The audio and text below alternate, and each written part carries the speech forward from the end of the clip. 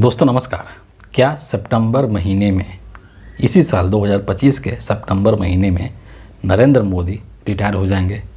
क्या सितंबर 2025 में नरेंद्र मोदी प्रधानमंत्री की कुर्सी को छोड़ देंगे? ये एक बहुत बड़ा सवाल है जो कि अब भारतीय राजनीतिक गलियारों में चर्चा का केंद्र बिंदु बन चुका है। और इस चीज़ को लेकर के अगर चर्चा चल रही है तो यूं ही चर्चा नहीं चल रही है, बल्कि उसके पीछे कुछ ठोस कारण है। सबसे पहले मैं एक चीज़ आपको बताना चाहूँगा कि नरेंद्र मोदी का जो डेट ऑफ बर्थ है, जो जन्मदिन है इनका 17 सितंबर 1950 का है और 17 सितंबर 2025 को ये 75 साल के हो जाएंगे।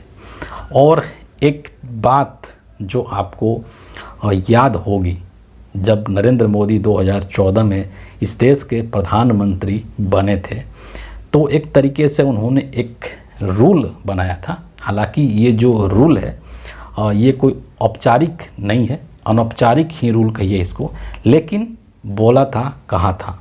और उसके अकॉर्डिंग बीजेपी ने अपने नियम में ये परिवर्तन किया था कि भारतीय जनता पार्टी के जो भी नेता उम्र के 75 साल पार कर जाएंगे, 75 साल के हो जाएंगे, तो वो सक्रिय राजनीति से दूर हो जाएंगे। यानी कि भारतीय जनता पार्टी के अंदर जो सक्रिय राजनीतिक भूमिका उनकी है वो समाप्त हो जाएगी, उनकी राजनीतिक पारी समाप्त हो जाएगी। और वो कहाँ चले जाएंगे? तो जो बीजेपी का मार्गदर्शन मंडल है उसमें चले जाएंगे और वहाँ से वो पार्टी को सलाह दे सकते हैं, पार्टी का मार्गदर्शन कर सकते हैं, पार्टी को गाइडेंस दे सकते हैं, अपनी ओपिनियन दे सकते हैं। मतलब ये सब चीज़ें वो वहाँ से कर सकते हैं, लेकिन वो सक्रिय राजनीति में नहीं रहेंगे। और याद कीजिए आप कि 2014 में जब बीजेपी की प्रचंड जीत हुई थी, नरेंद्र मोदी प्रधानमंत्री बने थे, तो लाल कृष्ण आडवाणी या फिर मुरली मनोहर जोशी जैसे नेताओं को इसी तरीके से मार्गदर्शक मंडल में भेज दिया गया था। 2014 में अनौपचारिक तौर पर नरेंद्र मोदी ने ये नियम बनाया था। अब 2025 आ चुका है और इस नियम को लेकर के अब नरेंद्र मोदी के ऊपर सवाल खड़े किए जा रहे हैं। नरेंद्र मोदी से ये सवाल पूछे जा रहे हैं कि जब सितंबर 2025 के अंदर नरेंद्र मोदी 75 साल के हो जाएंगे तो क्या अपने ही बनाए गए नियमों के अनुसार वो प्रधानमंत्री कुर्सी को छोड़ देंगे? क्या वो बीजेपी के अंदर सक्रिय राजनीति को त्याग करके और बीजेपी के मार्गदर्शक मंडल में चले जाएंगे? ये अपने आप में एक बहुत बड़ा सवाल है। लेकिन इसके पीछे एक दो चीज़ें और है जो हम समझने की कोशिश करेंगे। अभी तुरंत 2-4 दिन पहले ही नरेंद्र मोदी जो हैं आरएसएस के हेडक्वार्टर नागपुर गए थे। और मज़ेदार चीज़ यहाँ पर मैं आपको ये बताऊँ कि जब से नरेंद्र मोदी प्रधानमंत्री बने हैं तब से लेकर के और अभी तक एक बार के लिए भी नागपुर नहीं गए थे, आरएसएस के हेडक्वार्टर नहीं गए थे।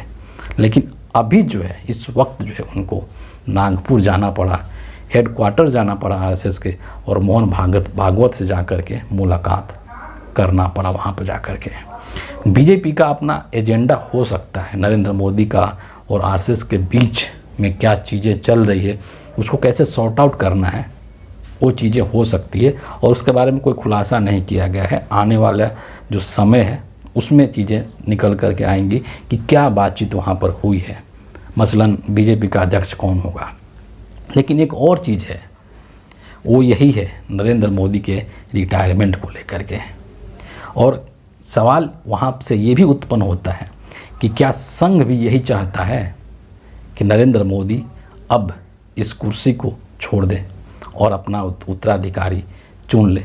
क्योंकि एक तरीके से राजनीतिक तौर पर संघ का ये मानना, ये मैं नहीं कह रहा हूँ, और देश भी इस चीज़ को नोटिस कर रहा है, देख रहा है कि राजनीतिक तौर पर नरेंद्र मोदी जो हैं वो कमज़ोर हुए हैं। अब उनके अंदर वो क्षमता नहीं है, वो उनके अंदर अब वो करिश्मेटिक पर्सनालिटी नहीं है जो चुनाव जिताने वाले कभी 2014 में और 19 में हुआ करते थे। अभी के जिस तरीके का जो सीन्स बने हुए और जिस तरीके से तिकड़ा में अपनाई जा रही है, जिस तरीके की गड़बड़ियाँ निकल करके सामने आ रही हैं, चाहे वो लोकसभा चुनाव 2024 का हो या फिर अलग अलग राज्यों के अंदर जो विधानसभा का चुनाव हुए, हरियाणा का, दिल्ली का, महाराष्ट्र का। तो उस चीज़ से बेशक से इसमें बीजेपी की जीत मिल गई, लेकिन गड़बड़ी किस तरीके से की गई है उसके ऊपर भी आशंका जाहिर किया जा रहा है। तो इन चीज़ों को लेकर के आरएसएस का, संघ का ये मानना है कि नरेंद्र मोदी जो है अब राजनीतिक तौर पर उतने मजबूत नहीं रह गए हैं और इनकी जो केंद्र की सरकार है वो भी किसी भी वक्त गिर सकती है। खास करके जो वक्फ बोर्ड का मामला चल रहा है, इस पर इन्हीं के जो पार्टनर्स हैं चंद्रबाबू नायडू और नीतीश कुमार, रामविलास पासवान के जो बेटे हैं चिराग पासवान, उनका रुख जो है बीजेपी से अलग है और यहाँ पर वो लोग मुस्लिम संगठनों के साथ खड़े हुए नज़र आते हैं।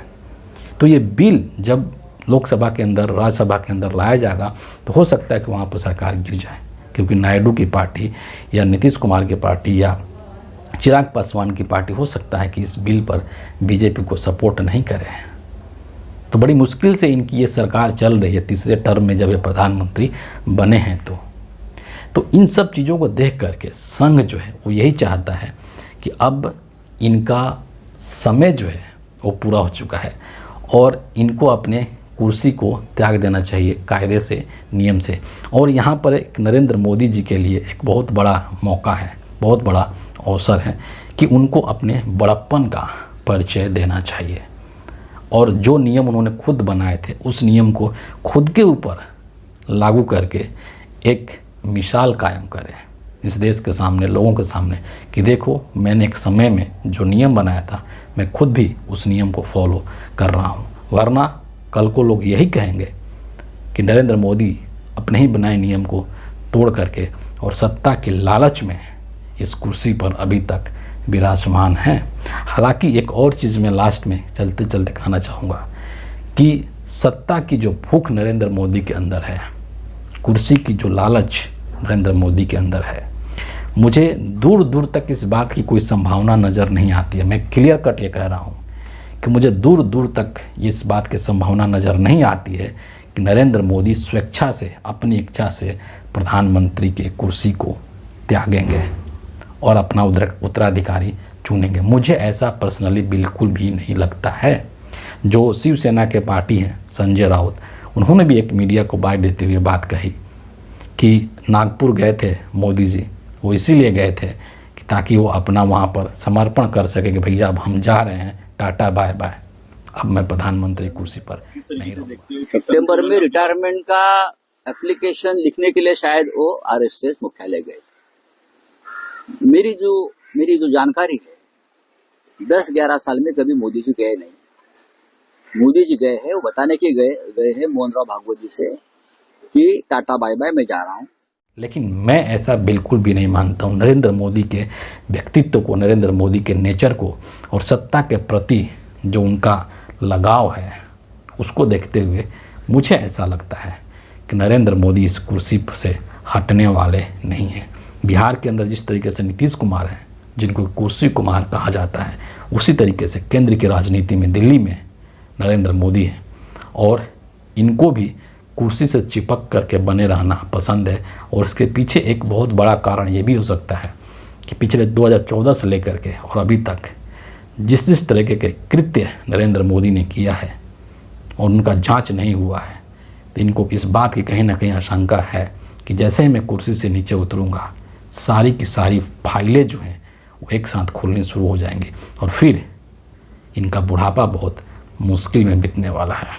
इसीलिए मुझे नहीं लगता है कि अपने इस नियम को नरेंद्र मोदी फॉलो करेंगे और 75 साल की उम्र होते ही वो सक्रिय राजनीति से दूर हो जाएंगे, प्रधानमंत्री की कुर्सी को छोड़ देंगे। ऐसा मेरे हिसाब से बिल्कुल भी नहीं होने वाला है।